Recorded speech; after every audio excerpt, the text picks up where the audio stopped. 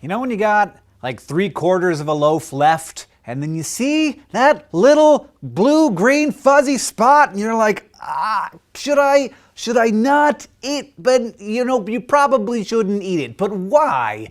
And why can I eat this, but not this? It's a moldy world out there, especially in the kitchen, and we have answers for you. Food mold, like all molds, are microscopic fungi. They grow from tiny spores that float around in the air all the time, and they're all around you at this very moment. Seriously, mold spores are between 3 and 40 microns long. Your hair is about 125 microns wide. So tiny. When conditions are right, there's enough moisture, warmth, and nutrients, the spores will set up shop. Unlucky for us, mold prefers the same kinds of temperatures that we prefer, and even the coolness of a refrigerator won't prevent mold from forming eventually. Let's say our mold has found a delicious peach on which to grow. In its early stages, the spore releases root threads of the mold fungus deep into the fruit.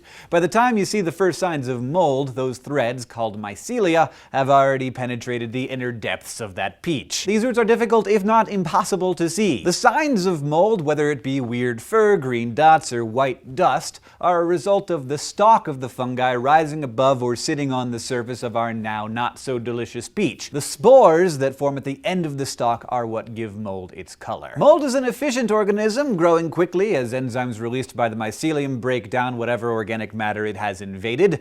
Unlike other fungi, mold digests its food first and then eats it, allowing it to grow at a faster pace. Now, you may have heard that mold isn't dangerous if you just cut away the ugly parts and eat the rest of the food. This is generally true with harder foods like apples, potatoes, onions, and hard cheeses like cheddar and Swiss, where the mycelia can't quickly penetrate their host. But I would suggest not trying to cut or scrape away the mold off of soft cheeses, berries, meats, and other produce. You may very well become ill if you eat that kind of thing. The reason is mycotoxins, poisonous chemical compounds produced by several kinds of mold.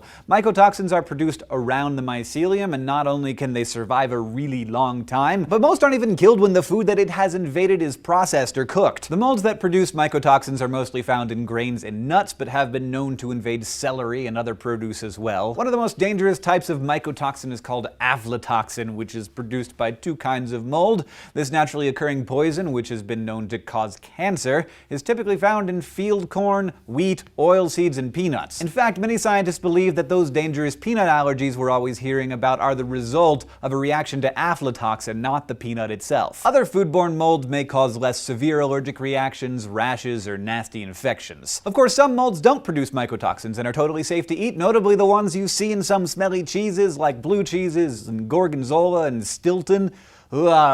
These are actually created by the introduction of specific mold spores. One of these, Penicillium roqueforti, comes from the same genus of fungi used to make the group of antibiotics known as penicillin. The mold in these cheeses breaks down complex organic molecules into simpler ones, which smooths out the fibrous structure of the cheese and also results in their unique flavor and smell. But moldy cheeses are not immune to other molds, so be careful next time you're about to dig into that 6-month-old block of Roquefort. So let that be a lesson to you, and thank you for watching this episode of SciShow. If you have any questions, comments, or suggestions, you can find us on Facebook and Twitter and down in the comments below. And if you want to keep getting smarter with us here at SciShow, you can go to youtube.com/SciShow and subscribe.